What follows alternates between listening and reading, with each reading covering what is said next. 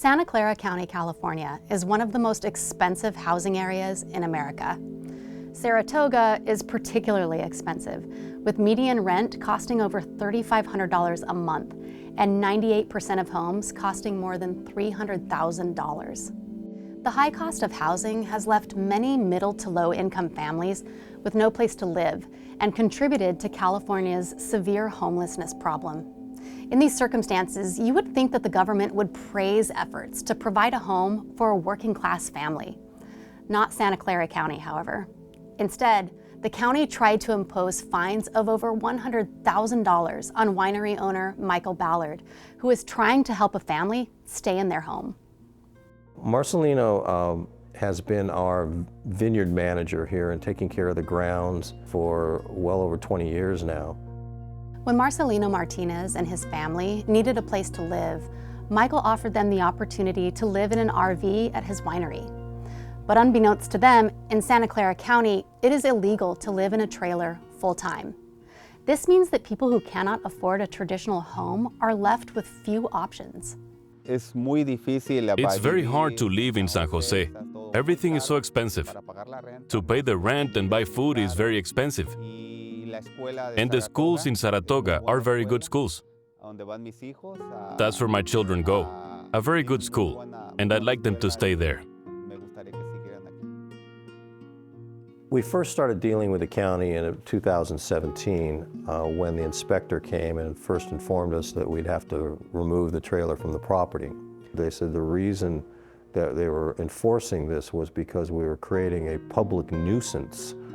And somehow the Martinez family living in a trailer on the back of 60 acres where no one can see them and they don't come in contact with anyone else, that could be interpreted as a public nuisance made little sense to us at all. The Ballards are just trying to do the right thing and keep the Martinez family from homelessness. But they still faced being fined every single day for several years for letting the Martinez family stay. Well, that was what was so shocking about this, is that when they started to impose fines, it was like they were such bullies. They came in here and said they were going to charge us $1,000 a day until we kicked the Martinez family off the property. The Martinez family is like family to us, and when you go through those kinds of human experiences with someone, you know, there's a bond that gets created, and there's just no way in the world we were going to throw these people out on the street. The fines? I don't understand. I want them to stop fining Mike. We aren't hurting anyone. Like I said, it's just me and Mike. We don't have any neighbors around. We're fine here. We're quiet. We don't harm anyone.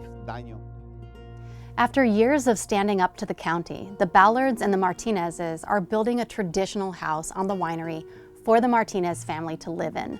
But the government has not made the process easy due to costly construction permits and accruing RV fines. You know, getting permits and getting all that work done and doing all of the studies that have to be done to qualify the permits is very expensive, very time consuming. And the whole time that we're pursuing that, it's daily fines are building up. The sort of regulations, fines, and permits Michael is talking about are the reason California is experiencing a housing supply crisis. They increase poverty, homelessness, and drive hardworking families like the Martinezes away from good schools and services. If I have to leave, I don't have any other choice than to look for a different job and take my children to another school, because I don't have enough money to pay for rent. It's too expensive. Santa Clara County should not fine people for doing something that is not only harmless, but actually helps people. It certainly should not fine them such an extreme amount, an amount so high that it violates the Constitution's prohibition on excessive fines. What the county is doing is both bad policy and unconstitutional. That's why the Ballards have teamed up with the Institute for Justice to challenge the county's actions in court.